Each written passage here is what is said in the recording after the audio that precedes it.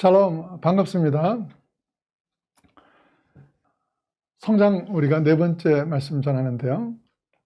하나님 말씀이 들어와서 우리의 생각이 바뀌고 말과 행동이 바뀌기 시작하면 그것이 몸에 밴 습관이 되도록 훈련을 해야 한다고 말씀을 드렸죠. 그 훈련 가운데 가장 효과적인 것이 감사입니다. 성숙한 영혼은 감사하는 영혼입니다. 그 사람의 성숙도는 그 사람이 얼마나 감사하며 사느냐로 측정할 수 있습니다. 사도 바울이 골로새 교인들에게 하신 권면입니다. 골로새서 3장 15절 말씀입니다. 그리스도의 평강이 너희 마음을 주장하게 하라. 너희는 평강을 위하여 한 몸으로 부르심을 받았나니 너희는 또한 감사하는 자가 되라. 너희는 감사하는 자가 되라고 하죠. 골로새서에는 특별히 감사에 대한 이야기가 많이 나오는데 당시 바울 자신이 감사가 넘쳤기 때문입니다. 그런데 그가 어디에서 골로새서를 썼습니까? 로마 감옥이었습니다. 생의 마지막을 앞둔 노인이 차가운 감옥에 갇혀서 만약에 내 인생이 왜 이렇게 꼬여버렸나? 나는 왜 이렇게 험한 세월을 살고 있는가? 이러고 있다고 생각해 보세요. 얼마나 볼품없고 안쓰러운 모습이겠습니까?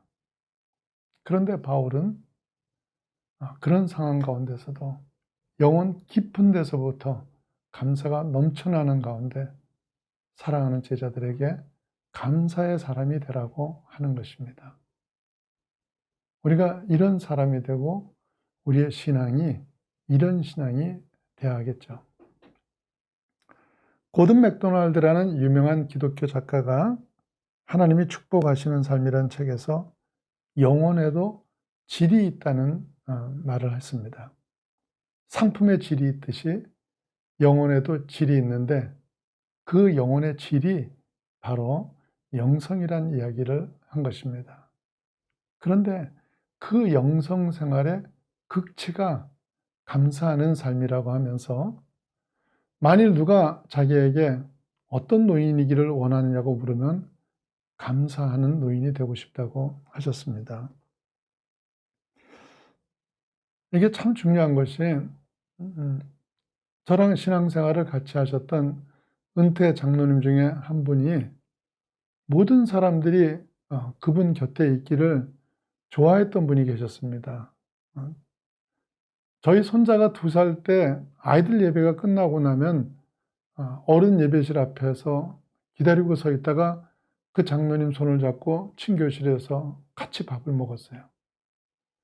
연세가 90이 넘으시고 손이 흔들려서 애한테 밥도 못 먹여주세요.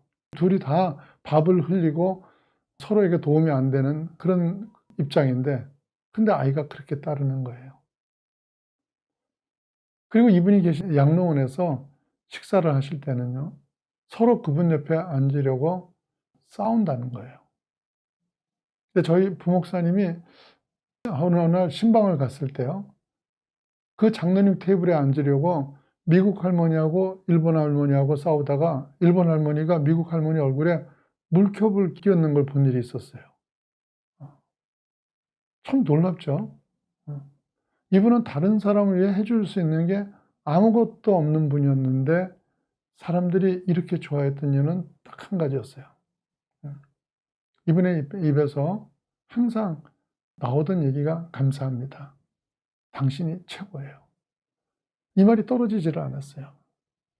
제가 설교를 끝내고 나오면 그 장로님이 90도로 인사를 하시면서 감사합니다. 그리고 항상 엄지를 척 내밀면서 목사님 최고예요. 누가 목사님한테 시비 거는 사람이 있으면 자기한테 데려오라고 큰 소리 치는 거예요. 저를 위해서 당연히 아무것도 해줄 수 없는 분이지만 세월이 지나도 참 생각나시는 분입니다. 바울도 항상 감사하는 삶을 살면서 성도들에게 범사에 감사하라고 권면했는데 그가 그토록 감사를 강조하는 이유는 감사가 바로 신앙이기 때문입니다. 세상을 살아보셔서 잘 아시겠지만 사실 어느 누구도 범사에 감사할 수 있는 일만 생기는 인생은 없습니다. 그럼에도 불구하고 범사에 감사하기 위해서는 깨달음이 있어야 하는 것입니다. 영어로 thank라는 말은 think라는 생각이라는 말에서 왔습니다. 감사는 깨달음이 있을 때 할 수 있는 것입니다. 하나님의 말씀은 우리에게 깨달음을 준다고 지난주에 말씀드렸죠. 말씀이 깨달아질 때 우리는 믿음의 눈을 가지게 됩니다. 믿음은 하나님의 눈을 가지고 현상을 보는 것입니다. 우리는 눈앞에 보이는 현실만을 보게 되는데 믿음은 그 현실 너머를 보는 능력인 것입니다. 그래서 어려움을 겪을 때 당장 직면한 현실만으로 모든 것을 판단하지 않고 로마서 8장 28절 말씀입니다. 우리가 알거니와 하나님을 사랑하는 자 곧 그의 뜻대로 부르심을 입은 자들에게는 모든 것이 합력하여 선을 이루느니라. 이 약속을 붙들고 현실 너머를 보는 것입니다. 성경에 나오는 많은 하나님의 사람들을 보십시오. 그들의 고난이 축복이 되고 하나님의 영광이 되는 무수한 일들을 보지 않습니까? 어려움을 만날 때 쉽게 포기하고 부정적인 사람이 되지 마십시오. 병든 영혼은 감사 못합니다. 병든 세대는 감사하지 않습니다. 로마서 1장 21절 말씀입니다. 하나님을 알되 하나님을 영화롭게도 아니하며 감사하지도 아니하고 오히려 그 생각이 허망하여지며 미련한 마음이 어두워졌나니. 하나님이 약속이 깨달아짐으로 어떤 상황 가운데서라도 그 모든 것을 합하여 선을 이루시는 하나님께 감사하는 사람이 되어야 하는데, 어제도 말씀드렸듯이 이 감사가 습관이 되도록 훈련하셔야 합니다. 감사도 습관이고 원망도 습관입니다. 아시다시피 원망하고 불평하는 사람은 언제나 원망과 불평을 합니다.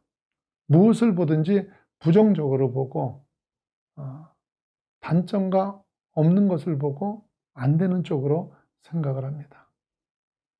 그런데 이런 습관이 몸에 배면 인생이 어둡습니다. 안 풀립니다. 중요한 말씀인데요. 민수기 14장 26절에서 28절까지 말씀입니다.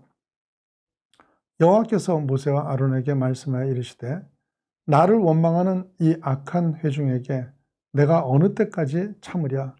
이스라엘 자손이 나를 향하여 원망하는 바 그 원망하는 말을 내가 들었노라. 그들에게 이르기를 여호와의 말씀이 내 삶을 두고 맹세하노라. 너희 말이 내 귀에 들린 대로 내가 너희에게 행하리니.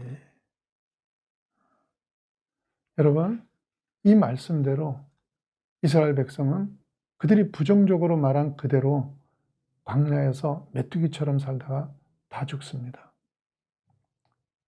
감사를 습관 들이십시오. 아침에 일어나면 받은 복을 세워보고 감사하는 일부터 시작하십시오. 무슨 일을 만나든지 감사할 작정을 하십시오.